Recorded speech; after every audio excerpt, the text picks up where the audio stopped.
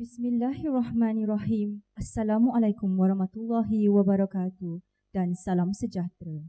Para hadirin yang dihormati sekalian, izinkan saya untuk meneruskan majlis ini dalam bahasa Inggeris. Yang amat berbahagia Tun Dr. Mahathir Mohamad, Honorary President Perdana Leadership Foundation.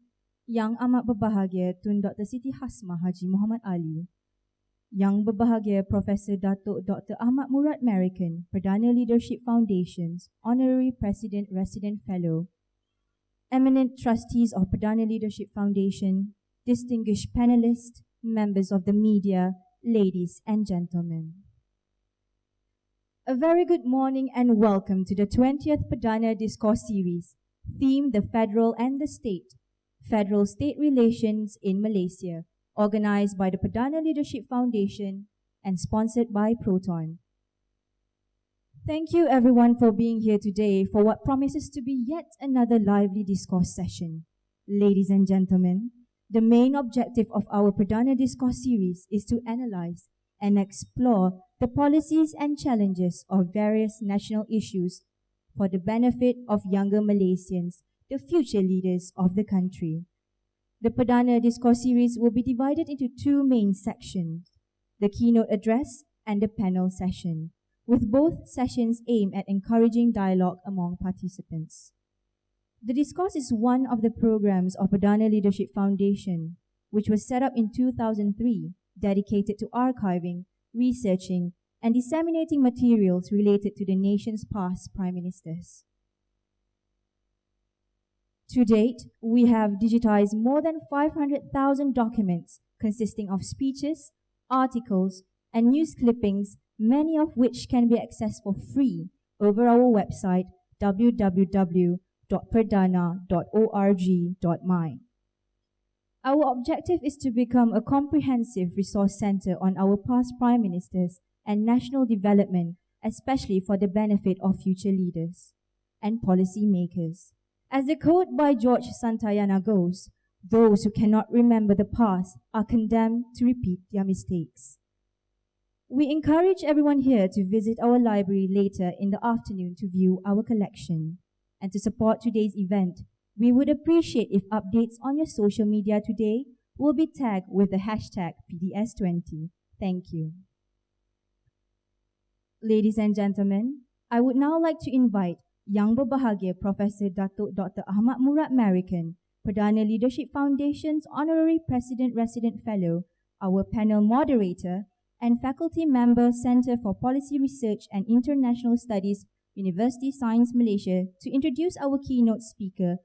Prof, if you please.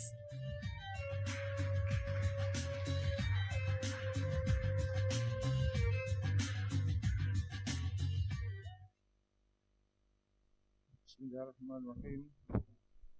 Assalamualaikum warahmatullahi wabarakatuh. Yang amat berbahagia Tun Dr. Mahathir Mohamad, Yang amat berbahagia Tun Dr. Siti Hasmah Haji Muhammad Ali, eminent trustees of Perdana Leadership Foundation, esteemed panelists, members of the media, friends and colleagues, ladies and gentlemen. First of all, thank you very much to Perdana Leadership Foundation for the invitation to introduce our eminent speaker. It is an honor to introduce Tun. I've heard many introductions to Tun, but I thought that it's still difficult and not easy to introduce the man. Why I'm saying this is because Tun is not only the fourth Prime Minister of Malaysia, he is not only a public figure and a statesman, Tun is also an institution. And he has impinged upon the imagination of the nation over the last 4 or 5 decades. I can recall when I was in school in the mid-70s, Penang Free School, by the way. This was in Form 6. I was taking general paper. And my teacher voiced his concern of the Malay dilemma. He must have read it somewhere. And he voiced his concern and worry, I guess, that Dr. Mahathir Mohamad would become Prime Minister of Malaysia one day. And we know what happened. And over the last 4 or 5 decades, Tun has dominated our imagination. And when I was in my previous university, in the UITM, if you remember, in 2001, we were organizing the Mahathir Dialogues. And in our discussion, we were talking about a post-Mahathir era. We underestimated the conditions of the post-Mahathir era. It was more exciting than we thought. So that was the imagination of Tun Mahathir Mohamad from a young person when I was a student, and when I was organizing an event for Tun under the Mahathir Dialogue. My engagement with Perdana Leadership Foundation was when I was awarded the fellowship on the study of the Malays and the West. I was intrigued by Tun's speech in 2003 on the Europeans. He urged us to study the Europeans. And in our conversation just before we came here, Tun expressed his impression on some colonial officers and Europe as a whole in terms of values and work ethics, and that we have to emulate certain values and work ethics and to work hard to be what we want.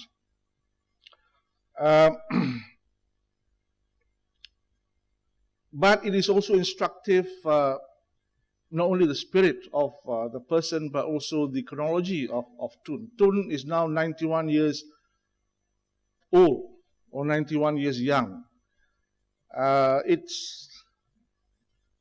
It's very enviable to be at that age.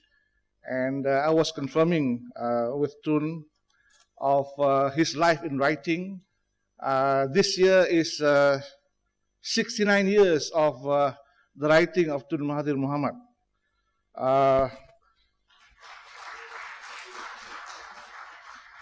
In fact, last month, July 20th, 1947, was his first article, which appeared in the Sunday Times in Singapore. And after that, Tun has written numerous articles and thoughts which are very consistent until now. One of the things which I learned from the early writings and in the Malay Dilemma and other writings subsequently was that there's another layer of Tun's writing, that is his observation of the West. West here would mean the geography of the West, the values of the West that was here in the Malay Peninsula during the colonial period, the West with regard to civilization. So that's another layer, although his writings may write about Malay culture and society, but again, it impinged on the worldview and criticisms of Western civilization. Tun was born in 1925 in Kedah, where many older people in northern states still fondly remember him as the doctor behind Maha Clinic, the first private clinic owned by a Malay at that time. He became active in politics when he joined the movement against the Malayan Union. From those early steps, he plunged himself into politics after graduating with a medical degree from King Edward's College, 7, Singapore in 1953. Then spent more than 5 decades in politics, having tasted the sweetness of victory as well as the bitterness of defeat and ostracization of his many years as a politician. It is also good to know that Tun was Minister of Education in 1974. Tun was appointed directly to the cabinet. Minister of Trade and Industry 1977 and Deputy Prime Minister 1976. Tun Dr. Mahathir Mohamad became Prime Minister of Malaysia in 1981 and held that post for 22 years, a record as yet unsurpassed by any other Prime Minister of this country. In 1981, I just joined Bernama as a journalist. I was there for 2 years. And I did not cover you, Tun, but I covered your deputy at the time. Now, Tun isn't a man without controversies.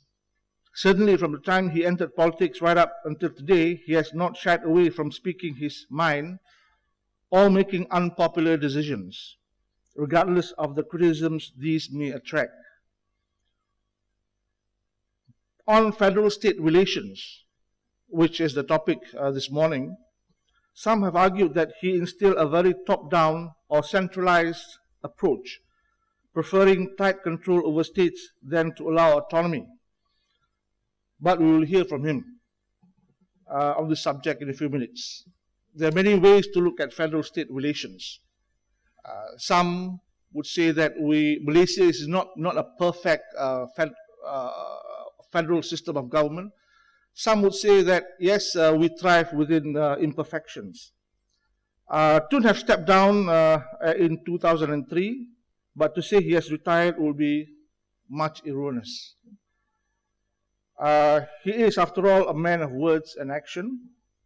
He can be considered a prolific writer, which I've said, having written more than 15 books and is still writing today. And by the way, he has nice handwriting, not like the doctors that we know of. He is a strong proponent of a can-do attitude, which the younger generation can learn. And I believe that this is what drove him to undertake many ambitious projects for the country, to prove to the world that a developing nation like Malaysia can compete with the rest and the best. I recall again in 1980, I was a student, and part of my assignment was to interview certain figures. So I interviewed Aziz Ishak. If you remember, Aziz Ishak was a member of the cabinet under the Tengku. He was sacked by the Tengku and he was detained under ISA for alleged conspiracy with the Indonesians. At the time, Aziz was taking Jalan Gurney. He was just released and he had this book, Special Guest, which was banned at the time. During the interview, I asked him many questions about what he had done and what he has written. And suddenly he said, young man, at the time I was about 20 years old, you know, there's so much to do, so much to be done. I don't know, I couldn't appreciate that statement at that time. But I think now I can appreciate on what Tun is doing. There's so much to be done. Also, there's so much to be undone. So, ladies and gentlemen, please join me in giving a big hand to our keynote speaker for today, the fourth Prime Minister of Malaysia and the Honorary President of the Perdana Leadership Foundation, Yang Amat Berbahagia, Tun Dr. Mahathir Mohamad.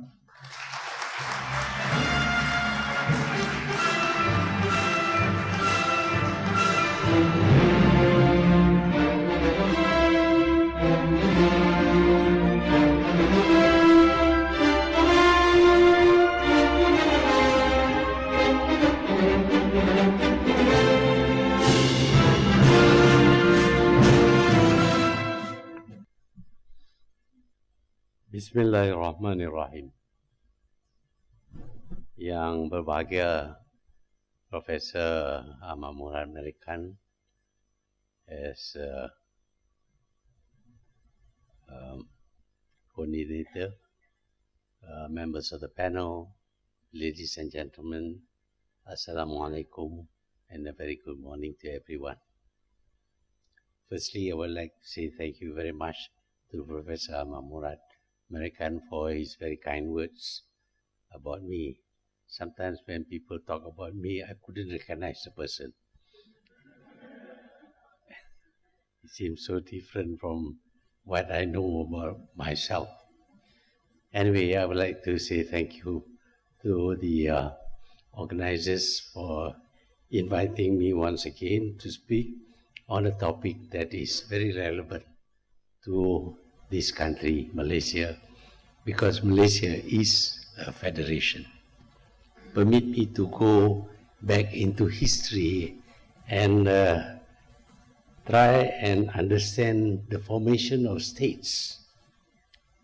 States were formed basically from tribal groupings based on strong families, etc., coming together through marriages and interaction, including through wars. The dominant person would oversee the community, and this community would become small states, which over time would grow through conquest, through marriages, and through other ethnic or similarities and languages. But the states were never very big. And the Malay states, of course, were formed in this way. But other countries also started off as states.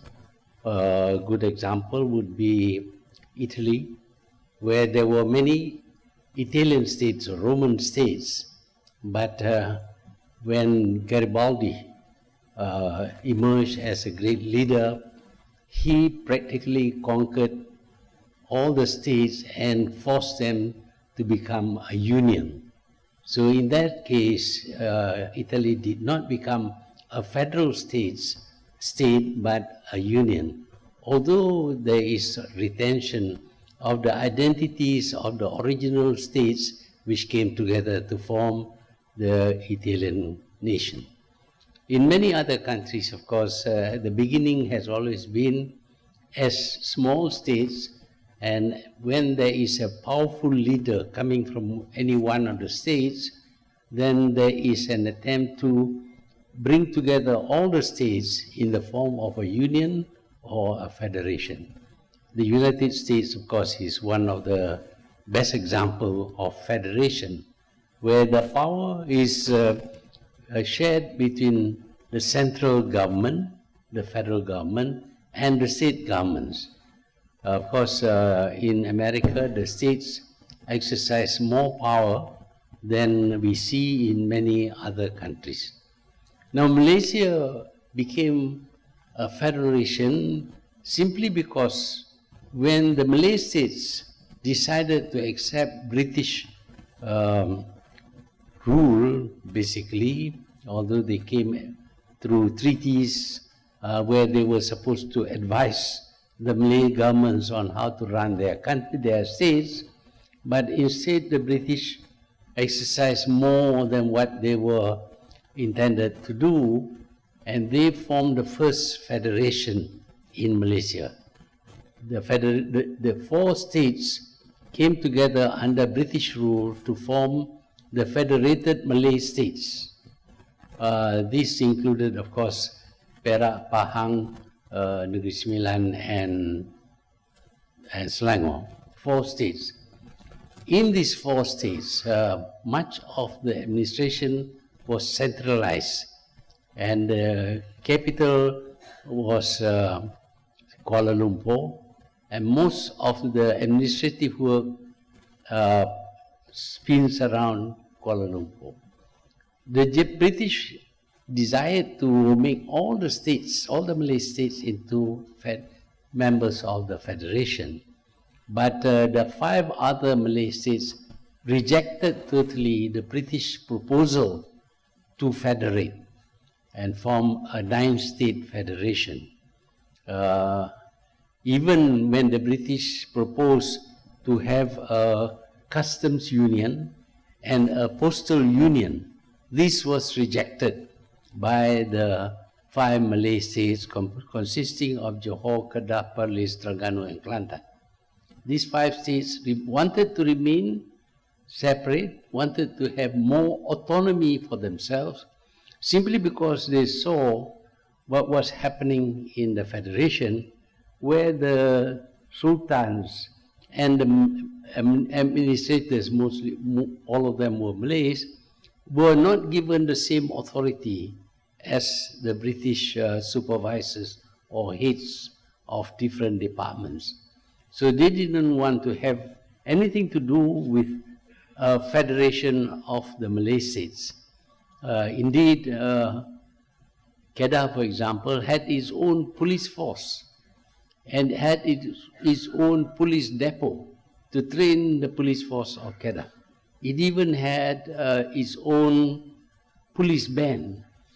as separate from the band belonging to the federal police. However, the feeling on the ground was that there is a need. There was a need for some kind of identification of the Malay states as being of one country, because they were inhabited by practically the same people.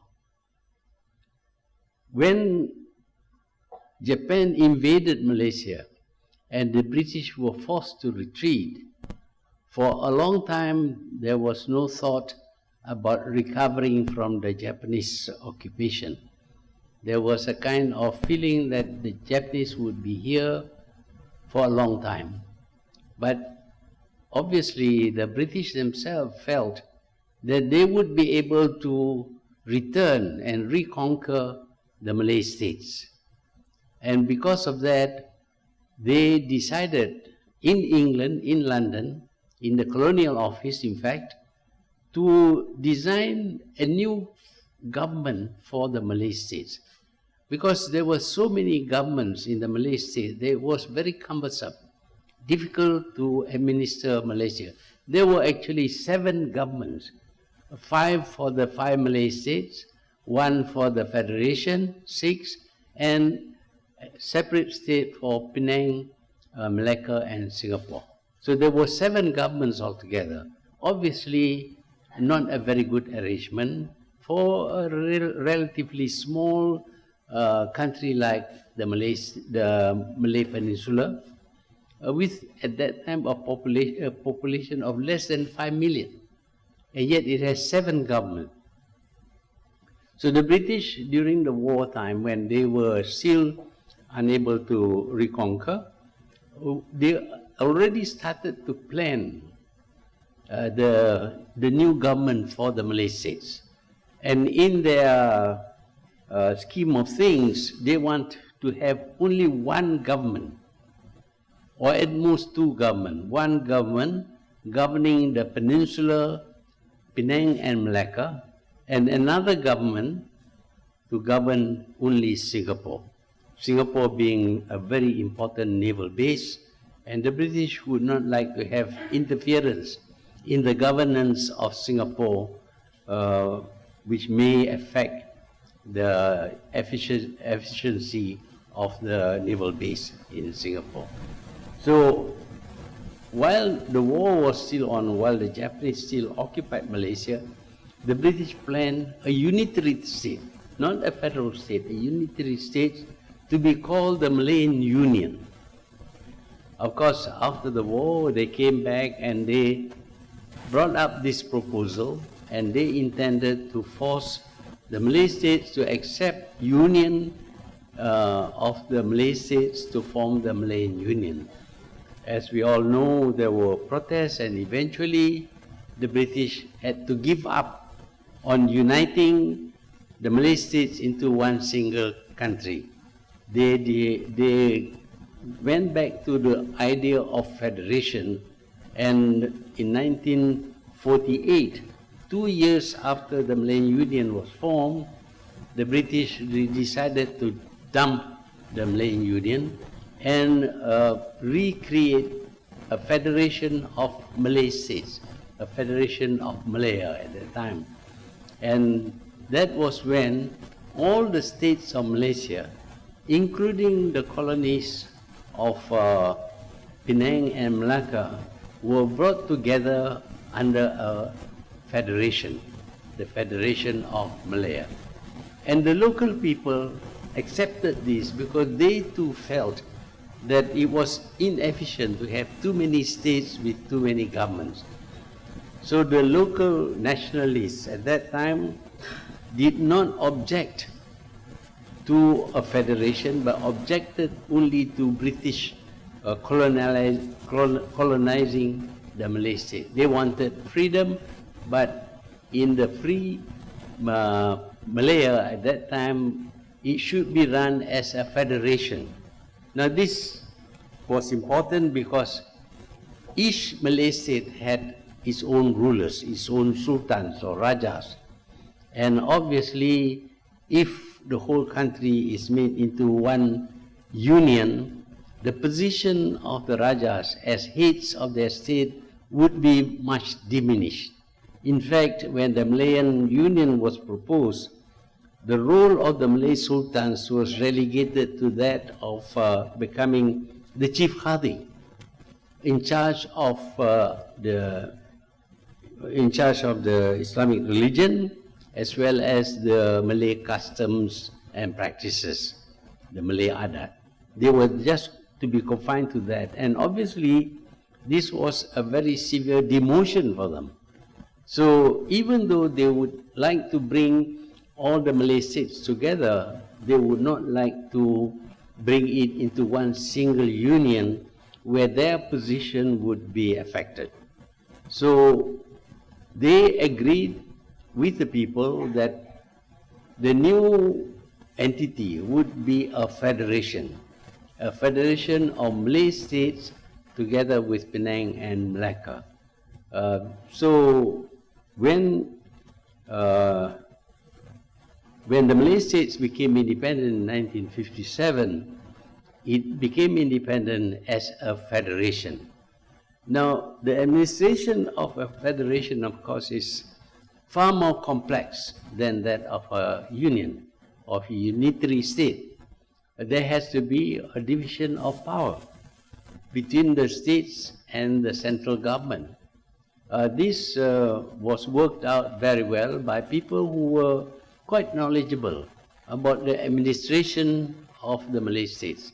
Some of the former British civil servants came back and they understood the sensitivities of the rulers and their states, and they figured out how to bring the states together in the federation while retaining some of the identity and powers of the Malay states. Eventually, of course, this took the form of a written constitution. Now, the Malaysian constitution derives much from the idea of the British constitution, which happens to be unwritten.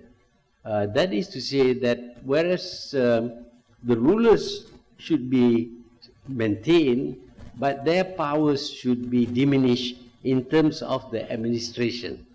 They would still become the titular head of the states, and yet the government will be by elected representatives working through a state council or the Federal Legislative Council. This was agreed upon, but there came this question of a state needing a single head.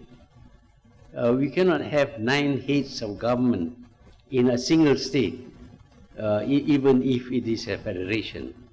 So the founding fathers, people like Tunku Abdul Rahman and the rest, decided that in order to have a single head of government, one of the 9 rulers should hold that post. But if it is a permanent post, it was not likely to be accepted by the Malay rulers, because they considered themselves as being equal to one another. They do not want to see any one of them superior to the rest. So this was resolved by an idea of a head of state for a short period of time, for 5 years. And so came the concept of the Yang di-Pertuan Agong, or federal head of government, who would be installed for only 5 years, and after that another ruler would be appointed as head of the country. So this enabled the rulers to retain their positions in their states, and yet they accept belonging to a federal system of government where one of them would be appointed as the Yang di-Pertuan Agong. this was a unique solution to a problem that could have been faced by many other countries. As we all know, when India became independent, they abolished the traditional rulers, the Maharajas and the others were all abolished, and